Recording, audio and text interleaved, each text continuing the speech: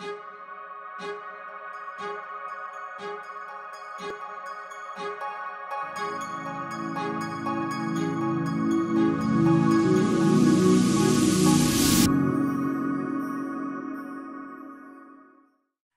afternoon and welcome to Kitty Talks. Today I have with me the wonderful, the funny Brad Axelrad. Hi, Brad. Hi. Thank you so much for joining us. Brad is a consultant, speaker, he's a spiritual adventurer and tour facilitator. He supports coaches, consultants and other visionaries to leverage their fear, freeing them to create the impact and lifestyle they desire. I'll put my teeth in for this episode, Brad. Brad, thank you so much for joining us because you're all the way in Costa Rica. Costa Rica. It's really, really great to be here. Mucho gusto, everybody. Gusto. And what's it like? What time is it in Costa Rica? It is 11:02 a.m. I'm inside in an air-conditioned place, and it's probably 90 degrees and beating blue sun today in the middle of winter here. This is summer. Wow, that sounds scotchy, very hot. It's pretty hot. Well, I'm excited to have you here today, Brad. We've been catching up just before we spoke, and there's some real parallels in the work that you're doing and the work that we're doing this side of the world. So you show people how to face your dragon. So tell us more about that. Let's see where to begin. So the transformation always starts from massive pain, I believe, right? Like we all have something that we have to face or something we're afraid to face, something that we've already faced. That sends us down this path of self-discovery and inquiry. And so for me, I mean, that really started as a young child. Of course, we all have our trauma and drama as a kid.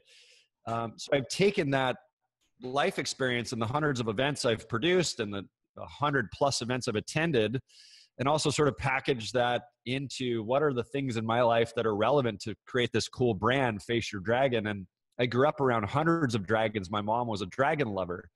Oh, wow. And I never got the correlation of dragons, and I've always loved Avatar and How to Train Your Dragon and Joseph Campbell's work. And so it's kind of a culmination of all of the transformation I've both received and shared with the world, and the life story of racing motocross and how that was, it's the number one most physically demanding sport on the planet. And I was almost professional. I was literally teetering on becoming a pro. And that was kind of when I stopped. It was that was totally a next level to go pro.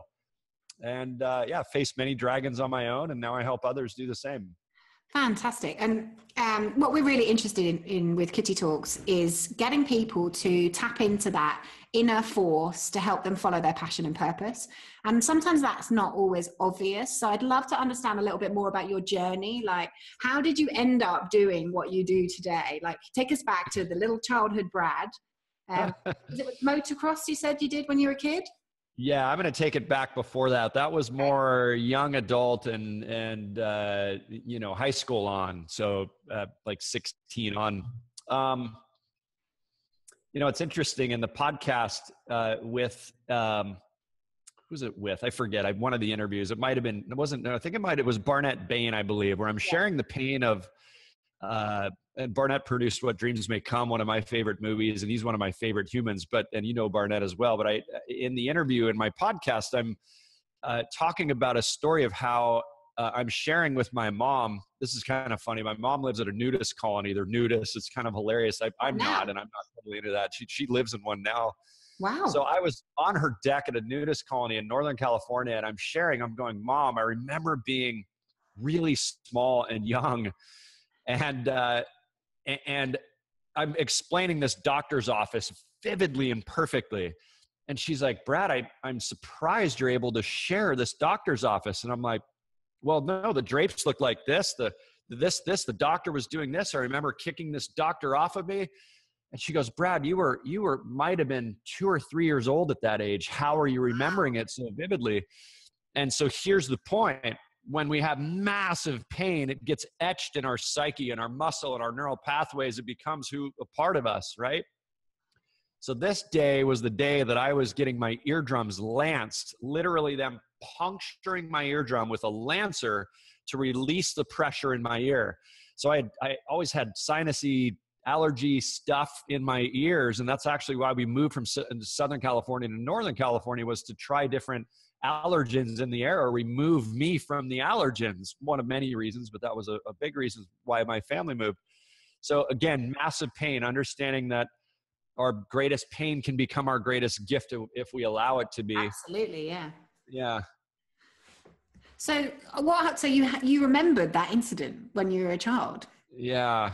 Yeah. And I'm kind of flashing back to that. So healing that, facing that dragon, and really naming it and owning that was a sort of a permanent fixture, or a permanent sort of a theme or storyline to my life, and how I would recreate pain in my life. We talked about that with a couple other things. It's like, why and how do we keep reinventing and keep recreating these painful episodes in our life in different shapes and forms and sizes? And I always go back to the childhood. Like, what were the childhood moments that we're trying to recreate neurologically and physiologically and biochemically, so that we can pattern match them, right? And get into the same frequency as them. And that was kind of the first massive pain that I remember.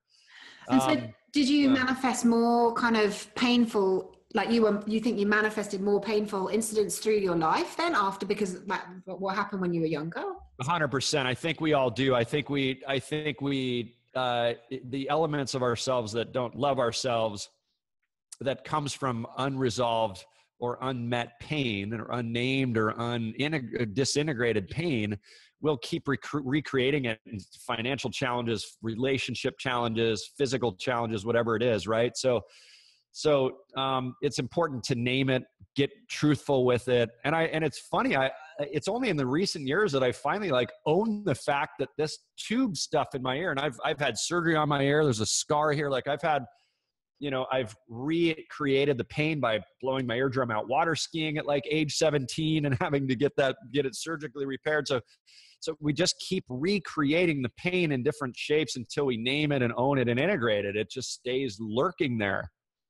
And when did you first recognize that? Like, when you said, was that a recent kind of thing you became aware of? Like, how long could you, if you kept recreating these patterns, when was it you became conscious of that?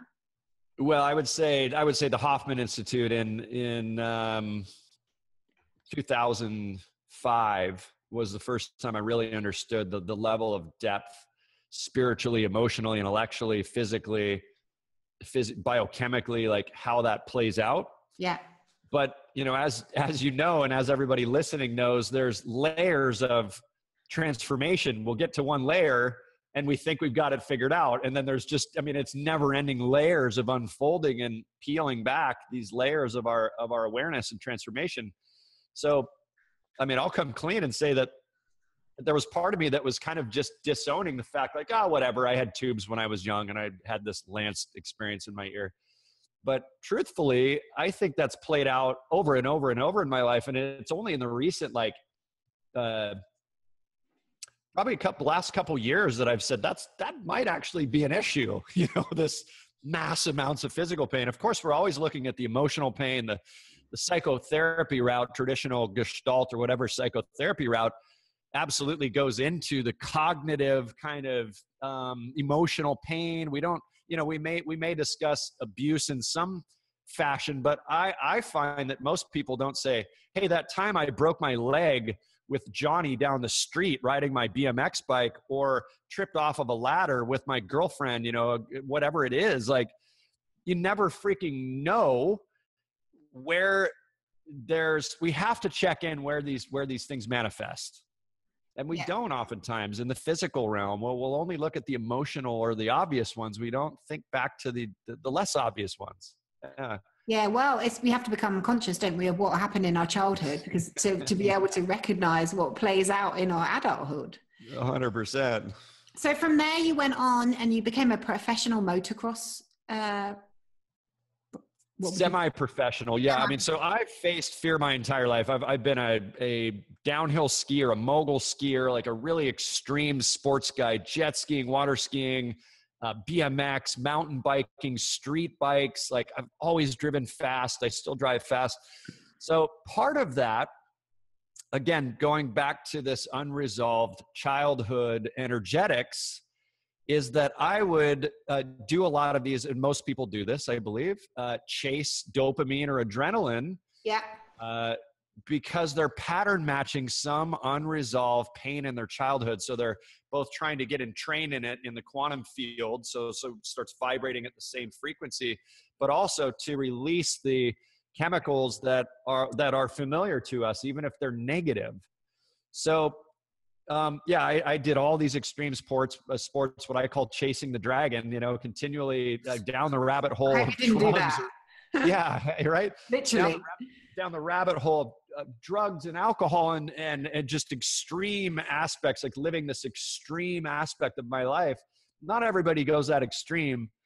Some will go the opposite and be more repressive, where I was more expressive and seeking the chemicals that way.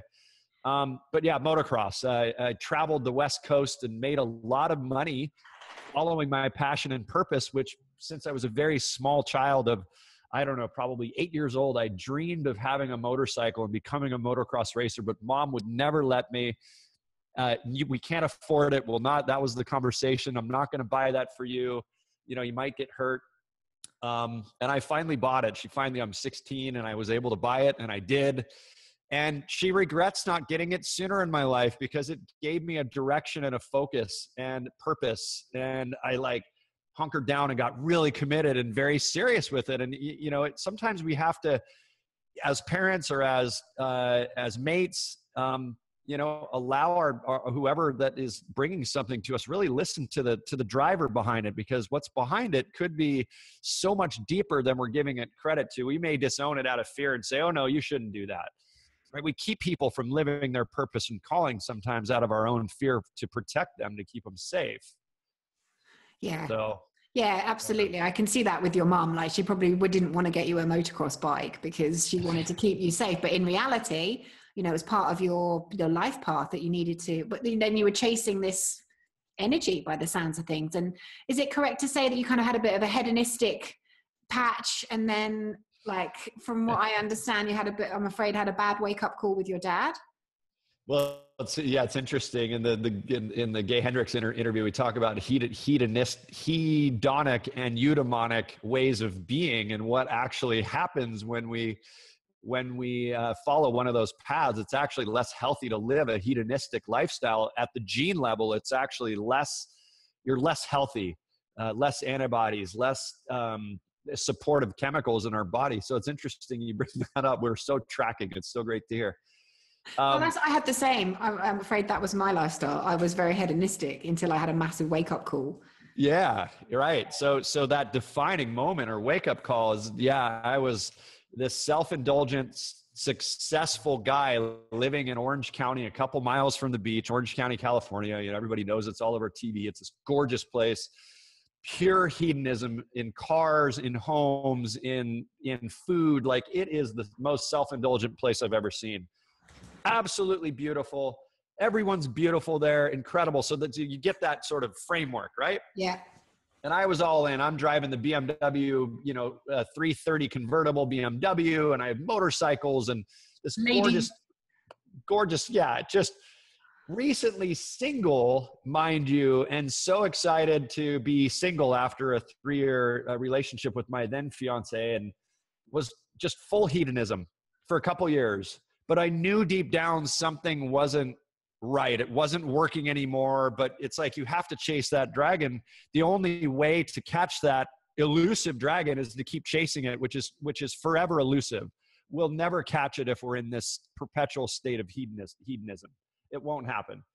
So thankfully, my dad passed in 2005. And I say that now, incredibly painful, massive grief, wailing on the floor in my hallway, begging for my purpose to show up. I'm almost crying right now from the pain of remembering the intensity of wanting so bad to be in contribution on the planet and to be of service and to use my body as a vessel.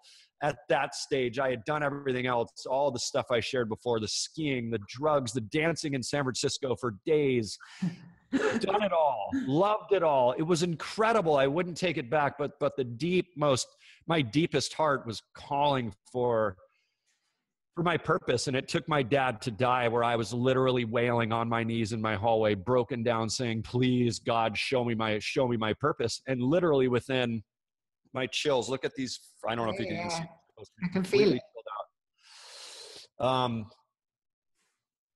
Within 10 weeks of that moment, I was on NBC Nightly News, aired out to millions nationwide. PBS, USC News did a piece on us, LA Times, Orange County Register. I was meetup group organizer of week. Like, I attracted all of this media. It's like it showed up because I was asking and begging God, the universe, spirit, whatever, the quantum field, to show me my purpose. And it did, man. That level of intensity and energy, it works every time. So for people out there listening who maybe are in a bit of a rough patch with their life, something's not going right, would that kind of be a bit of advice you could give them? If they are seeking and searching for their purpose, start asking the question, start asking, first of all, why we're here. Yeah, I think that's a great one. What am I doing here? I always recommend everybody do a lot of sobriety and a lot of celibacy if they've got the courage and the strength to stop chasing the dragon. It's elusive. It's never ending. You'll continue to deaden your senses because we're in pain or in a bad place. The challenge with drugs or alcohol or distractions, whatever you use to distract yourself, sex, for me, motorcycles, snow skiing, working out. I mean, all these things aren't inherently bad if they're used mindfully or consciously or not, but most of the time it's better to be a choice than to be unconsciously driven by our sort of distractionary behaviors. But so celibacy, sobriety, the first thing I would recommend is just stop any substances completely, even prescribed ones. If you're courageous enough to get off of the Prozac, the Paxil, the lithium, whatever you're on, I mean, within reason. There's dietary changes you can make. A lot of it comes from a lot of the emotional stuff we experience is from leaky gut. I'd recommend you take a look at gut healing and candida. But did I answer the question? I feel like I'm a little off. Well, no, obviously people who are listening, you've gone through that journey of life and you've had all those ups and downs, which have taken you to where you are today, which is obviously helping others face their fears and face their dragon. For people out there who are kind of lost, absolutely. Sobriety. Yeah. I would simply say, sorry to interrupt, I would simply say lean in more than you ever have. So that's why I'm saying strip away all the distractions, the addictions, like literally face this freaking thing, because what's on the other side of it, dragons are scary. They're breathing fire. They're intense. And if you've seen How to Train Your Dragon or Avatar, once they realize that if they can become friends with their shadow or their dragon, that they have all this power, they get to ride these things all over the place. And it's an incredible life, but it isn't until they face it. So what I say is you got to find it, face it, and ride it. Face it, and ride it. Yeah. Find your dragon, face it, and ride it. So get courageous, start asking, like you said, seeking, just stirring it up. What is my purpose? What is this pain? What's it telling me? Face it by removing a lot of the things that are distracting you from it and numbing you out from it, self-medicating, self-anesthetizing, and then face it with a lot of pain and a lot of courage and a lot of intensity. There's really no way around it. Whatever that is, a workshop, a seminar. I'm a huge Hoffman Institute fan. I think that's in Europe as well. Yeah. And then learn how to use your fear. This is the biggest gift, is to actually leverage your chemicals, to use all of this pharmacy that we have in our brain that's so incredibly powerful to launch you into your purpose. Yeah. And so for you, was that facing your fear of public speaking? Was that kind of what you took the fear into? What I like to say is that my greatest fear and greatest worry and the thing I resisted the most was public speaking. And that's the very thing that set me free. What you're most resisting and most afraid of, but I say often, is the very thing that'll set you free. So whatever you're resisting the most, for me, moving down here to Costa Rica, I hated internet marketers. Oh my God, they're so slimy, and not all of them are, but a lot of them are. I'm just going to be honest. Some of them are kind of, trying to work you over and get over on you. And I don't care much for that. I'm more of an authentic, honest kind of guy. And I was resisting internet marketing, and I said, man, if I'm moving to Costa Rica, I want to make sure I've got the internet marketing game dialed in. And it wasn't until I really opened up to the internet marketing thing that a lot of my life opened up. It allowed me to live anywhere. So, well, they say, don't they, what you resist persists. Yeah. It's a good one. So I again, public speaking, obviously the highest paid profession on the planet. I pray that everybody on the planet becomes a messenger of sorts now that we have this social realm available to us, even if you're not generating revenue from it. But highly recommend you become a messenger. Be courageous in your sharing. Be authentic and vulnerable in your sharing. Even if you change just one person from a Facebook post, that's creating a ripple effect of impact on the planet. Highly recommend you just step into the public speaking realm, sharing your message at whatever level. And would you say that you were kind of following your intuition at this point? Like once you'd had your kind of big wake up call with your dad, like were you just following what was put in front of you, what felt right?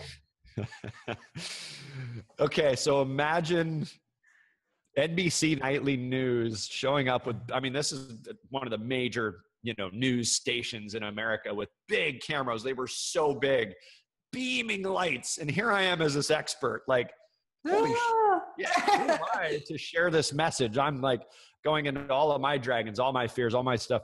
Who am I to share this message? Who am I to do this? So a lot of it was just being courageous, saying the F word, F it, yeah. and just doing it. Yeah. And that's something I've learned throughout my life with exposure therapy. With motocross is really intense. There's a moment thousands of moments where you have to just keep the gas on. And that split second of saying, I'm just going to do it. I could crash and break my arm, my back, like we were talking about, your neck. I have friends who became paralyzed and are now dead from, it's very dangerous, very risky, and very incredibly fun and awesome. Such is life. The more risk we take, the more courageous we are, the more adventurous our lives are, the more filled with joy they are. We don't stay in the middle. I'd much prefer to have some high highs and have the low lows than not have the high highs, but that's just me. I've read that somewhere that apparently you choose when you come in what level of vibration you hit on both scales. And that you choose, like some people live a kind of middle level vibration, but other people choose to have the down so they can have the highs, Interesting. I'd never thought of it that way, that we come in with that. Yeah, it's good. So when did you start to kind of know what your purpose was? When was like Face Your Dragon born? Well, that's what I wanted to share. I was trying to remember what the point was in the sharing. So I'm standing in front of a room just like, wow, here I am, 200 people at my grand opening event. I'm, of course, in my suit, and, we've got raw vegan food served, and there's an opera singer and a pianist and a violinist. Like I went off like on this. It was really cool. And my purpose just got literally shown to me. It pulled me in. I was called to be this leader in Irvine and Orange County, California, of this community, this conscious business networking community. I brought in some of the biggest thought leaders, and it was like thought and business leaders. Like that was just shown to me. I was always knew I wanted to be associating with thought leaders. So it was probably in vibrational escrow, as like Abraham Hicks talks about, and it came in time. It trickled in time. But yeah, it led to 200 live events with some of the biggest folks on the planet, the Ali Browns of the world, the Michael Gerbers of the world of E-Myth, Blair Singer, Rich Dad Porter. I mean, just huge names producing large scale events, and still had a horrible fear of public speaking, but I owned it because it was, that was what I did. But that was years ago. I stopped producing events many years ago, and was like, how can I create a really stealth kind of outsource only, geographically independent business? And how can I take all of my life experience, my messaging, the motocross, mom having all the dragons in my world, my brother crashing on a motorcycle, almost dying. It took him 2 hours to get from his bedroom to the bathroom. He was just skinned from a street bike wreck, like things like that. It's like, how can I bring all of these life stories and crazy things in to create a message? And so now Face Your Dragon is really about understanding, taking coaches, consultants, speakers, messengers on a journey of facing their fear and finding and facing and riding their fear and sharing their message with the world. Yeah, crafting a message that's authentic, that's real, that resonates, that works with all the different personas that buy. Yeah. Yeah, and it's totally correlates to the fact that our life journey is a clue to what we're supposed to be doing on the planet. Like if you look at your life, like all the ups and downs, all the facing your fear that you did, you know, you're now, as you said, you've honed that into a message to help others. You know, I do believe that's exactly what happens on the planet is we're born into a life, and a life experience is the to enable us to teach and show others the path. And 100%. There was one more thing we didn't touch on, which I wanted to just touch on before we move on to a different stage. But I also read that you had a near-death experience. I'm not sure like if it's your ups and downs, don't you? Like, well, it's interesting. Let's reframe that. I don't know if I put near death in there, but I thought I was going to die. And here's what happened. Well, I mean, I thought I was going to die many times and almost have. But this is one time in particular that I literally thought I could have died. I mean, many times on street bikes and in cars and dirt bikes too. But this time in particular, I was getting sunspots on my skin. So everyone calls them sunspots. It's actually fungus. To go underneath that, it's actually candida. Candida caused oftentimes from taking too many antibiotics, from not having enough probiotics in our body, from drinking too much alcohol, too much sugar, too much processed food, right? Yeah, candida, yeah. And thankfully, a lot of people are waking up to the possibility of what candida is. And I just did a cleanse, but I think it's come back pretty strong again in me. But which is why I think I'm a little bit exhausted right now. But so I took some itraconazole, which is an antifungal, and I was warned by the doctor that, you know, hey, it's really strong on your liver. So, you know, just be careful. And of course, come and get your liver count tests. And no problem. I've taken this before. It was never an issue. It killed it. It went away for a couple of years. It was great. Awesome. Growing up under mom's kind of pill popping way of being. Yeah. I have a headache. Take Advil. I'm stressed out. Take Valium. I'm whatever. I'm sick. Take antibiotics. So I had taken a lot of antibiotics in my life, a lot of Advil, a lot of other things that would thrash my gut. But the point is this, I took and create the candida. The point is this, that I took the itraconazole and I'm like, man, my liver is like the whole side of my body kind of hurts. And I went and got the blood work done. They said, yeah, it's a little high, but you're okay. Keep taking it. And I'll never forget this. I was at a Lisa Sasevich event. I was on like maybe day 5 or day 6 of this medicine. And I thought, wow, this is really hurting. And I should probably stop taking these. I finally just tuned in. I'm like, my body is rejecting this horribly. And literally my liver swelled so big that I felt like my body was tipped up because it was in my rib cage, literally so swollen that it took years for that to heal. Literally, it's now 5-ish years, 4, I don't know how long it's been, about 95% healed. 90% healed. I literally could feel my liver rubbing on my rib cage. That's how swollen this thing was. I mean, I was like, I need a liver transplant. I literally thought I was either going to die or need a liver transplant. And I was really incredibly scared. Like this, I may have done it this time. My laziness or my ignorance, what I mean by those two things is laziness, just taking pills instead of getting to the root problem, the root cause, right?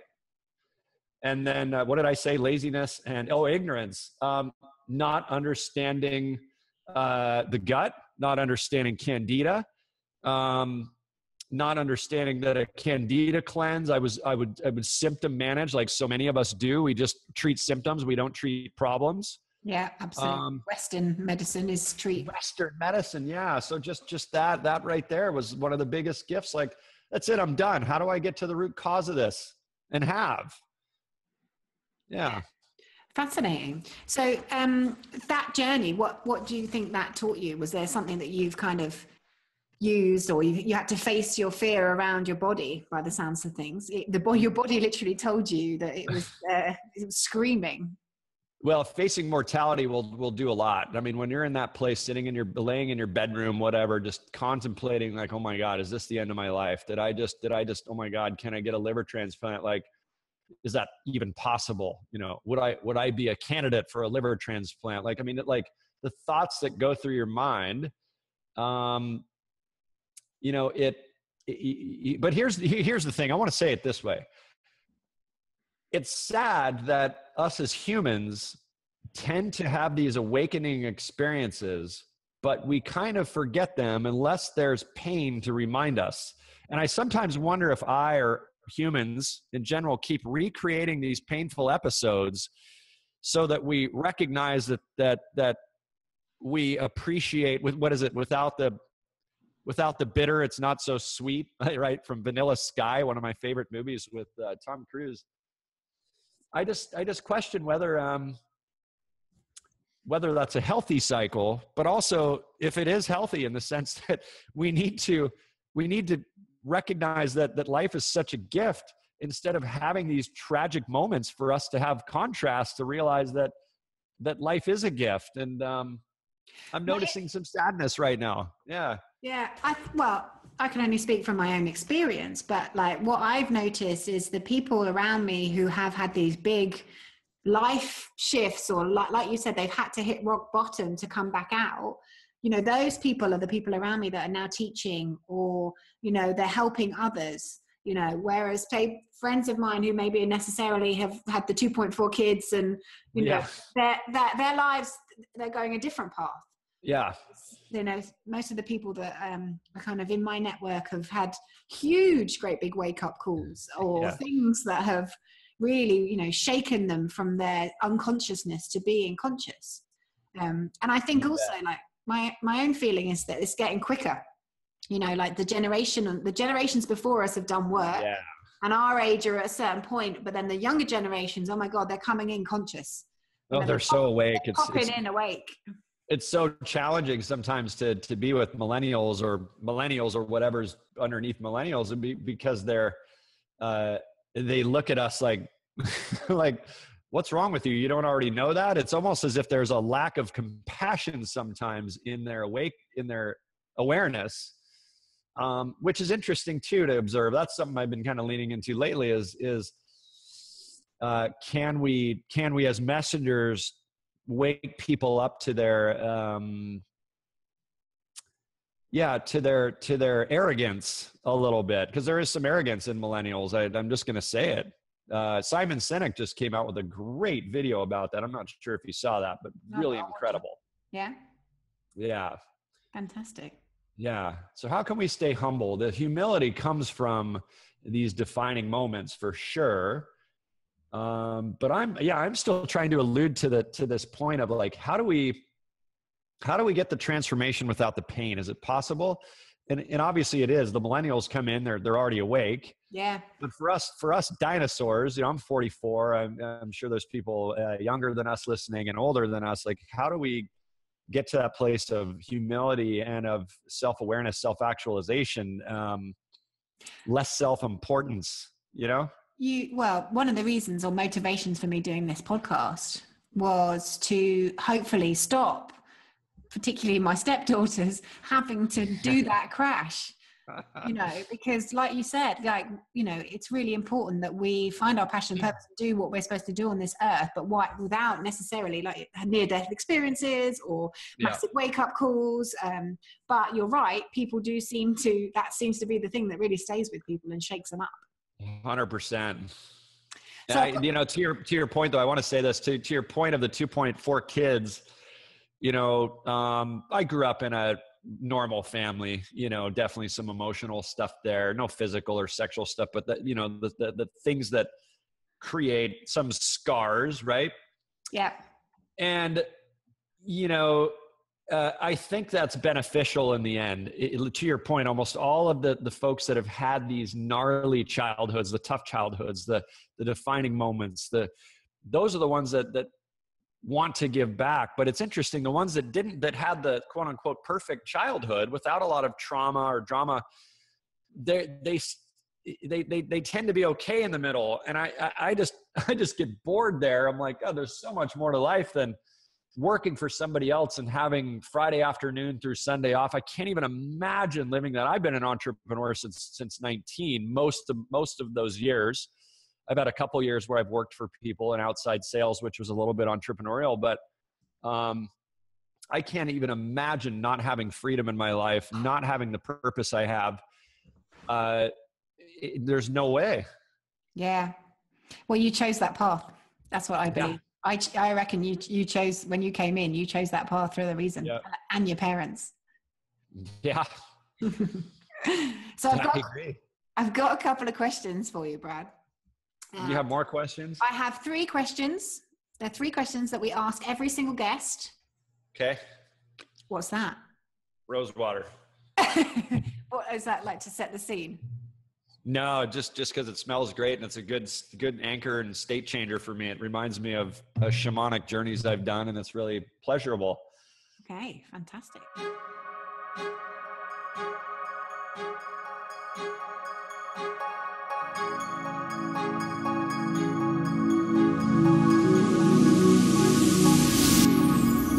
Thank you so much for listening to Kitty Talks.